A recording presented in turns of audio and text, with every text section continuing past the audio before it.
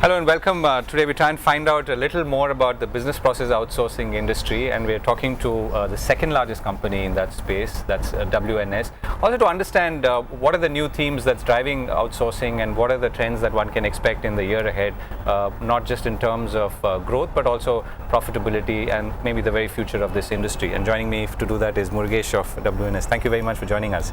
Thanks, Govind. So how's it looking? The only thing I hear about, it's not the only thing, let me be fair. A lot of people say, the BPO industry over which India had a stranglehold has escaped to the Philippines, right? So why did that happen in a nutshell, and how are things looking today? Okay, so I think, probably from a, specifically an India point of view, I'm not the right guy to talk about it because I run a global company that includes the Philippines as well. Yeah. We deliver from 31 centers and 10 countries, frankly. And I think ultimately, work goes to locations where, people, provide the best quality of service. Right. Yeah, so when I said escape, I should have said people like you made it escape. Yeah. So from our point of view, I would say that clients really, the whole BPO business has changed completely in the last 5 or 6 years. So a few years ago, the focus was on, playing the wage arbitrage game. Western clients came to India and said, I have these tasks. I want you to do them. They're repeatable. I'll focus you on SLAs, but I really don't want you to give me any ideas because I know my business better than you. Right. That has changed. Right. So Govind, if you look at what companies like WNS has now done, is we've dramatically changed the model.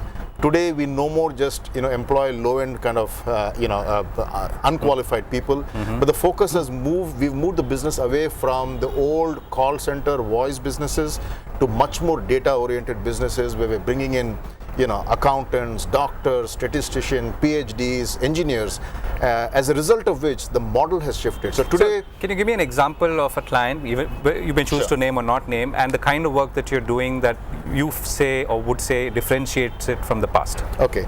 So I think the first thing is, we're the first company in the space to have created an end-to-end vertical structure, right? Whether it is leadership, sales support, operations support, all the way to the domain-based universities that we have created inside. It's all inside the vertical. Right. So today clients say that, look, you guys look at our business the same way that we look at it, right? So very different, that's one. Second thing is we've infused a lot of technology and transformation kind of services, therefore driving non-linear models of growth. Again, very strategic. Clients today want to pay for outcomes, not headcount and inputs. And when they see what we have done in terms of our investments, again, they love it. And the third thing, in order to drive the first two differentiators that we have done, is to really create a very client-centric, client-partner model where we actually have people walking with the client's badges in their offices, participating in their strategic. So is there an example thinking that you could use? Yeah, absolutely. So if you look at for one of the large airline clients, for example, the old model would have been that give me a problem and which can employ 500 of my people, and I'll give you some kind of a solution. Right? Today the model is different because of the platforms we have built. For example, we will take a platform into an airline and tell the airline that, look, you have no way of knowing whether you have been able to recover all your fares because the airline agent may have sold a fare on a particular basis, paid you on a lower basis, and by the time you reconcile all of this, it's going to take years. Right? We take our platform, which is called Verifair, we take a data dump, so no skin off their nose, and we feed the data dump through our platform, right? This platform, based on an algorithm, based kind of a solution that you have built, that we have built, and where the IP is owned by us, actually creates a set of exceptions. We then use that set and hand it over to our domain-aligned IATA kind of fare specialists, who give back to the airline a list of debit notes that they should now issue to their agents.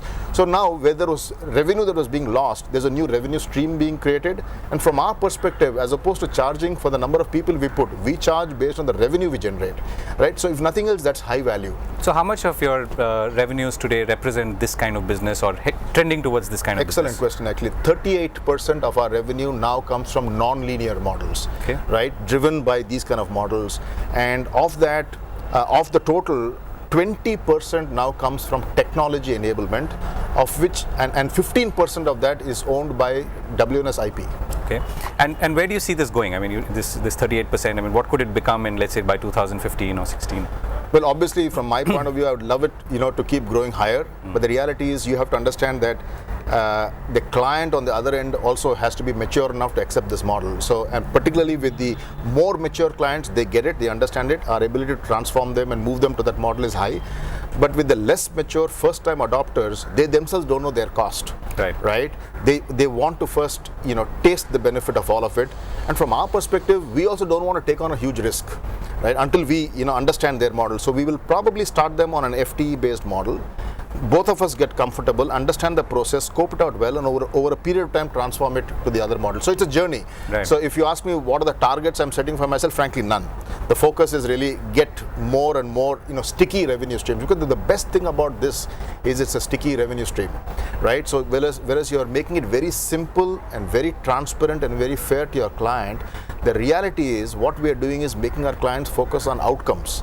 Business outcomes, and not on how we do our business. Yeah. So are you also saying, and if I've gathered right, that traditional BPO as an opportunity to get into or to grow is dead?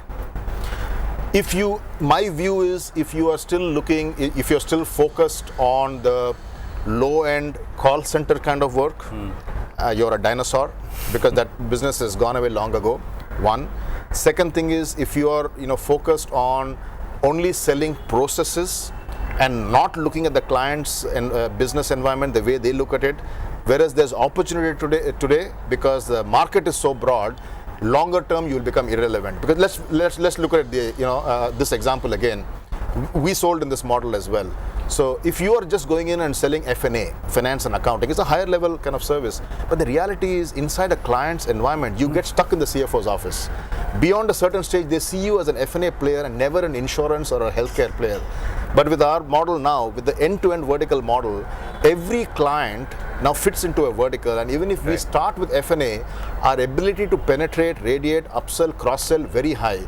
And the client understands us as an insurance player that is providing F&A first, but opens up the rest of the domain as well. Right. So I hope you see the difference. Yeah. So last question. So who does WNS belong to today? As in, who are you owned by? And you've had a lot of shifts back and forth on that. And how are you seeing this year on financially and in terms of growth? So WNS actually is a very widely held company as of today. As of 2 days ago, we just completed a very successful secondary where we helped Warburg Pincus, the large equity holders, sell its entire balance 29% stake. We ran a really good book back in the US. And at this point in time, I don't think there's any institutional investors that has more than 10 or 11% of the company. One. From a WNS overall point of view, I think growth is back. 7 quarters of good growth. Q3, we grew almost 16% year on year and 13% organically.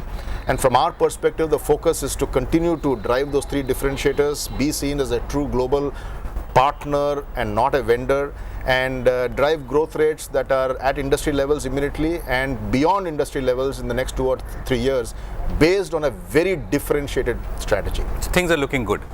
Things are looking great. Right. I think that's something that a lot of people would want to hear. On that note, thank you so much.